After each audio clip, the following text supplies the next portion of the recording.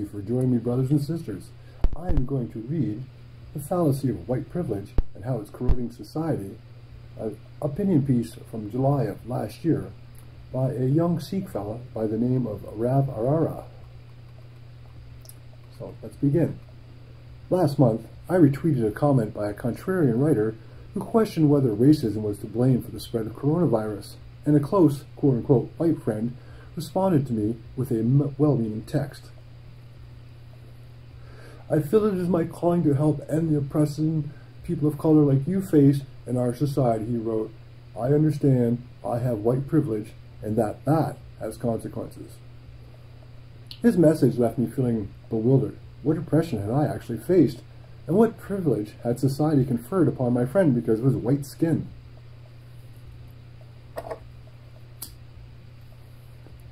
Growing up a Sikh, turban boy in a majority white environment in British Columbia, Canada, I was a constant target of bullying throughout my elementary school years.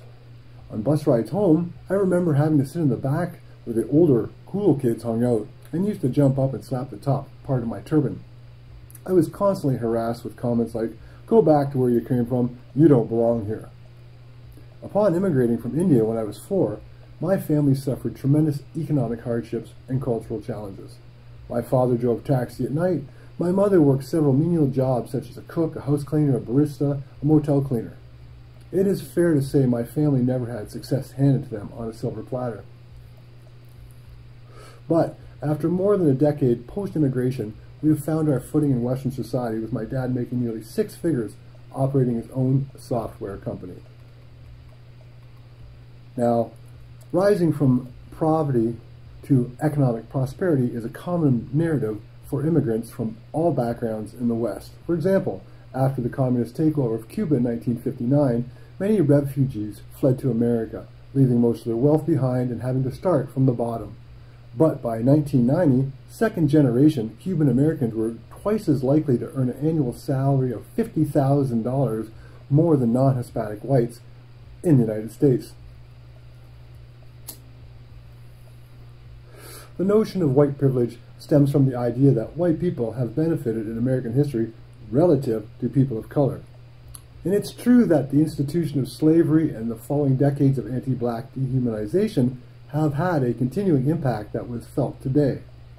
But a 2013 study from Brandeis University found that 32% of the wealth gap between whites and black can be attributed to inherited wealth and the length of ownership, 2 factors linked to institutionalized racism. Meanwhile, Harvard economist Roland Fryer's much publicized study on racial bias in policing found that cops are 53% more likely to use physical force on black civilians compared to whites. His study, however, found no anti-black bias in fatal police shootings. Because of facts like these, an emerging definition of white privilege is now being widely circulated on social media. White privilege doesn't mean your life hasn't been hard, it just means your race isn't one of the things that makes it harder. And yet, this definition suffers from several shortcomings. For one, it ignores anti-Semitism, which is, according to the FBI, the second leading cause of hate crimes in America, and in addition to that, the growing demonization of whiteness now means that white people are no longer immune to racism. I can think of several instances where friends and colleagues have been racially targeted for being white and holding contrarian but intellectually defensible positions such as we need to have a generous but reasonable limits on our immigration system, or even, I don't think racial minorities are systematically oppressed in Western society today.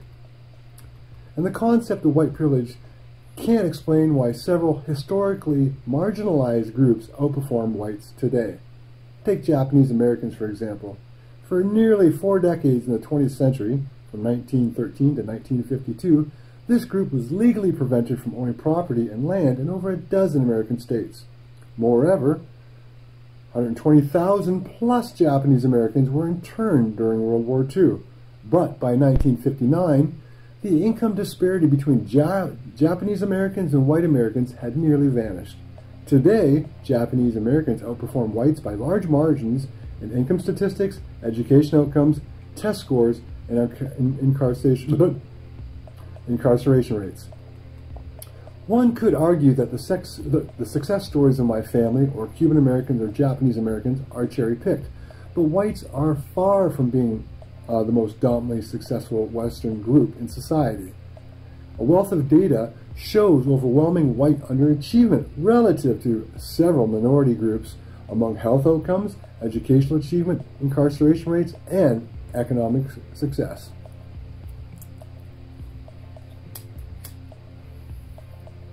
According to the median household income statistics from the U.S. Census Bureau, several minority groups substantially out-earn whites.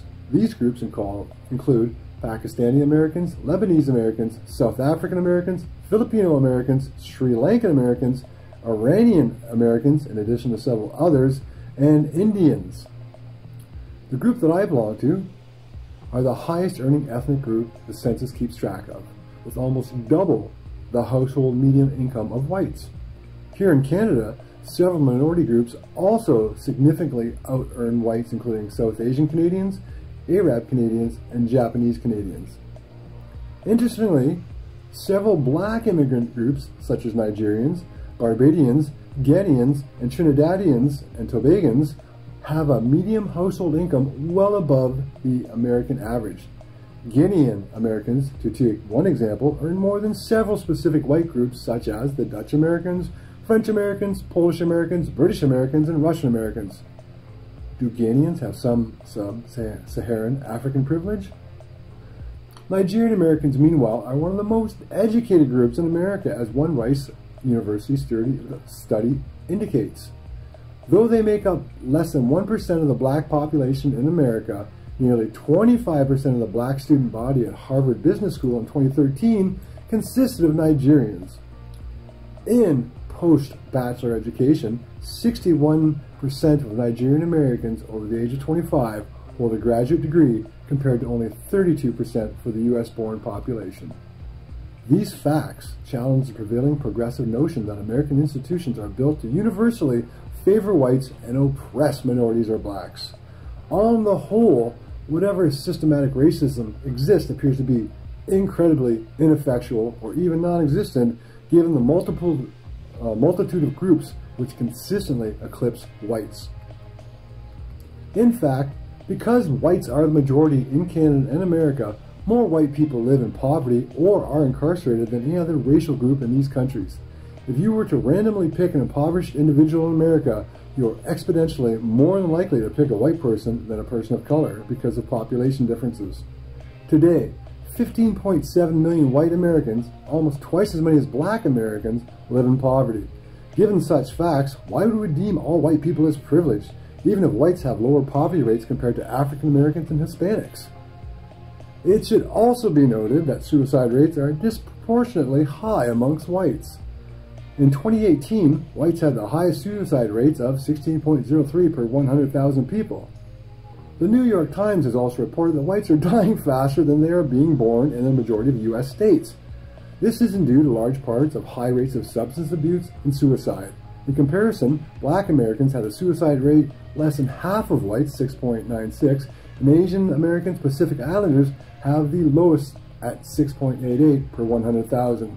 In this context, do blacks and Asians have some kind of unmerited privilege they must atone for? I can think of several privileges that I have benefited from that are arguably more significant than white privilege.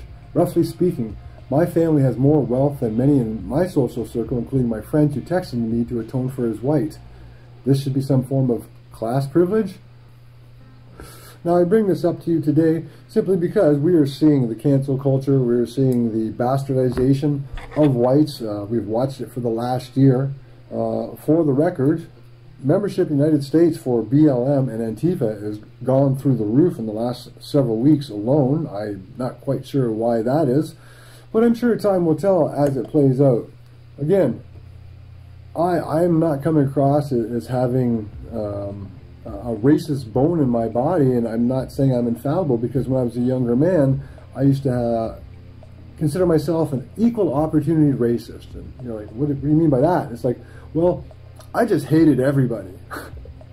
But in all seriousness, we are interconnected, just like the mycelial network in the forest.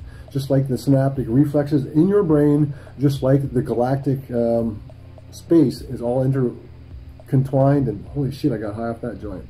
Anyways, thanks for listening. There is no white privilege.